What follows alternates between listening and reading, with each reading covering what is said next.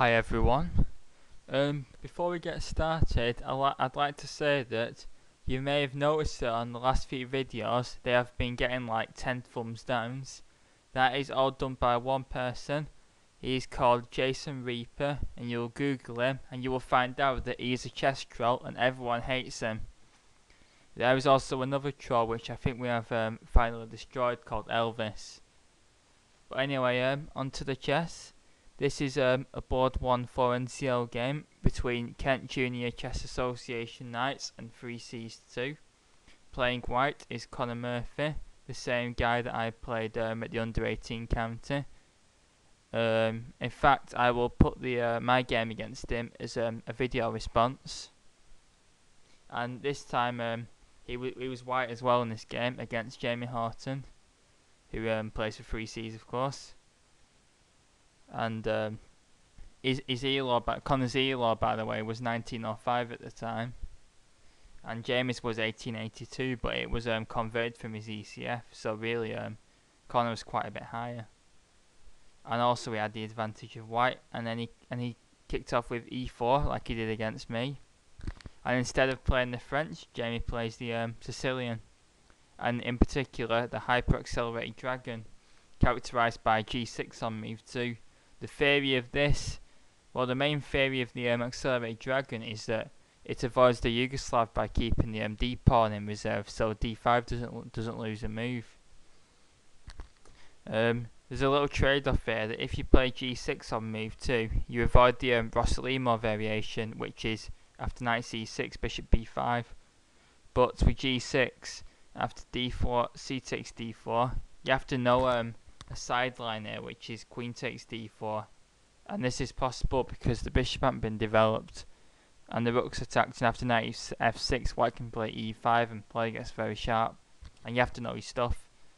However, he plays knight takes d4, and after knight c6, one of the problems with it, although you avoid the Yugoslav attack, you do have to face the Maroczy bind, and this is what happens in this game. These C and E pawns are trying to clamp black by getting rid of the liberating move d5, and also c4 blocks black's c-file counterplay, and if black doesn't know what he's doing, he can get positionally crushed. And this is quite a slow positional way to play the Sicilian, with both sides going kingside rather than stuff like the Yugoslav attack when white castles long and launches the kingside pawns. Anyway, we have some book moves with knight c6, knight c3, bishop g7, bishop e3, d6. Seeing as black can't go d5 in this line. One possible, it's possible here to go knight g4. After queen takes g4, knight takes d4. And black's threatening now d5 because of the attack on the queen, forcing white to lose a move. Instead, d6, f3, making the bind even tighter. Knight takes, bishop takes, castles, bishop e2, bishop e6, putting some pressure on c4, castles, queen a5. I think it's all but this, it might be still. It's a Maroczy bind with 5 bishop g7 and 7 castles is the the opening. And now white plays a3, preferring a queenside expansion.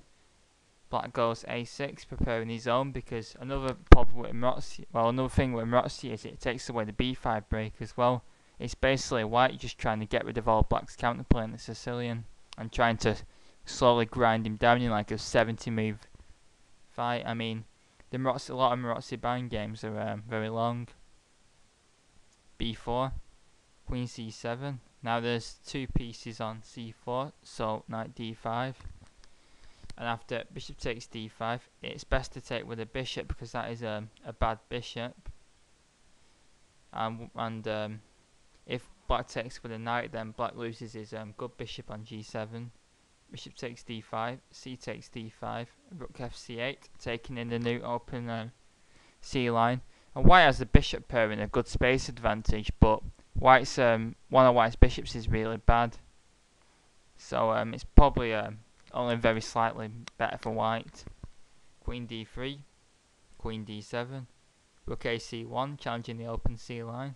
b5, queen e3, queen b7, some positional manoeuvring, which is very common for these slow openings. And now f4, trying to squish black with e5 in Benoni timing of attack style, although that isn't possible due to the pressure on e5 at the moment. And now comes some simplification with, and now white's next move, bishop c3, blunders a pawn. And well, first of all, white should play h3, maybe preferring a g4 expansion. And now e6, getting some space, and after takes, queen takes, bishop f3. White's space advantage and bishop pair gives him a slight advantage, although black has chances as well. However, white blunders a pawn with bishop c3. And can you spot the move Jamie plays? I'll give you 10 seconds on here. It wins a pawn, by the way, and it's a tactic well worth knowing. And if you want more time, just stop the video.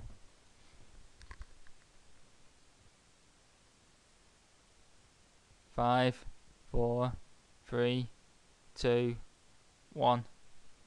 Knight takes d5.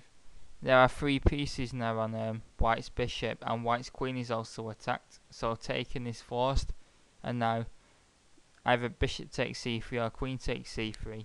I actually think though, winning the pawn, although it's obviously the best thing, it's not as crushing as you'd think, because we have bishops opposite colour with not many pieces left on the board. And then well, he plays queen takes c3, and now it's quite drawish now despite black's extra pawn due to the opposite colour bishops, because in the endgame it's very drawish.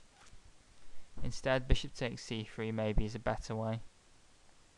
But that hangs at e7, but then black's queen gets into the game. In fact, let's have a look actually.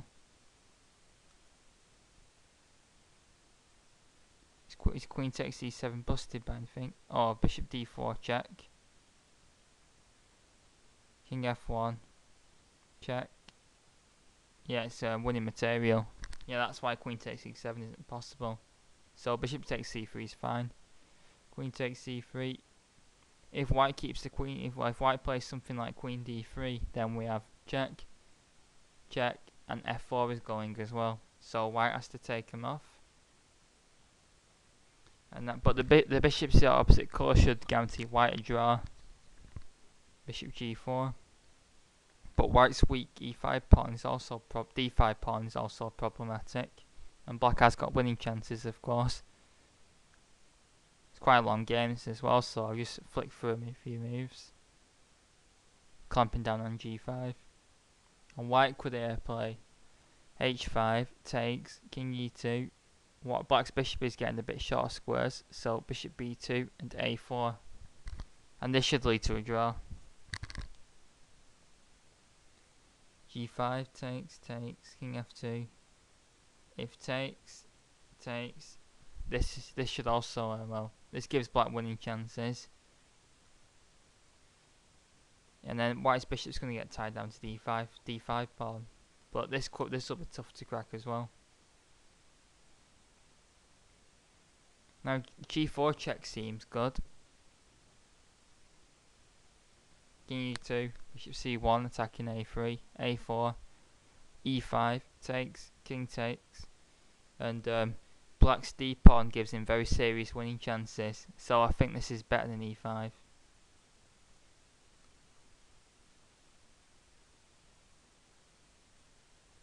Takes, and now if you disagree with me, then put this in the comments box, but I think white can make a draw with a4, takes, king e5, b5, because white needs to trade as many pawns as possible, because with bishops opposite colour, one pawn against none is practically impossible to win, because the bishop can't control the squares it needs to. Takes, bishop takes, and this should be a draw, this.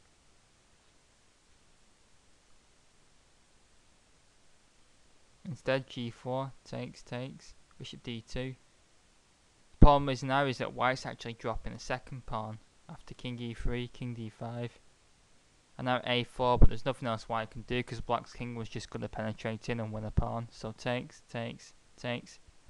And now the thing that makes this position, well, it's a tough one actually, because I was getting evaluations of like -2, but black is 2 pawns up, so I wonder if this is still a draw.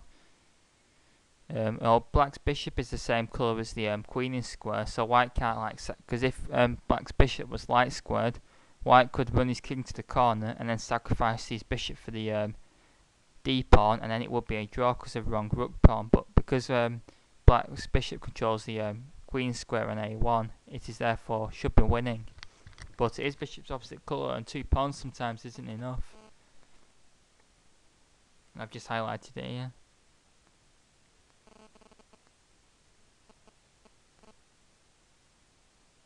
A4 is immediately winning here.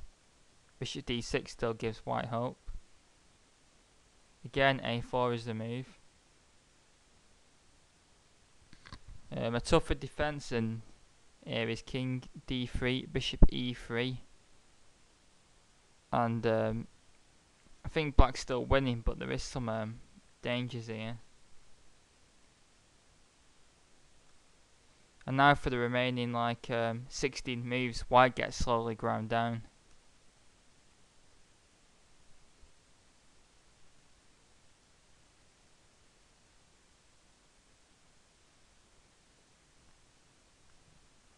Now the pawn's reached d2, but it's still difficult because black's bishop's tied down to it. However, now the a pawn comes forward, the decisive second pawn. But now its square's cut off, so black has to maneuver his king to the to protect the d pawn, which it does now. But now comes bishop h5, stopping black's king coming in. But then you can always come in this way. And now white goes for the other pawn, so bishop f8 is forced defending it. Black has to play precisely here, otherwise it's a draw. King e1, king c2, but now the other pawn's decisive. And white resigns here because there is no way to stop both pawns now. In fact, white zugzwanged here. Well, I can move the bishop back, I suppose, but then a2's coming, and both pawns can't be stopped. So white throws in the towel. Anyway, I hope you enjoyed this game. It shows a nice win over the Maroczy bind, which is a dangerous opening, well, strategically dangerous. I hope you enjoyed it. Please leave any comments and thoughts. Thanks very much.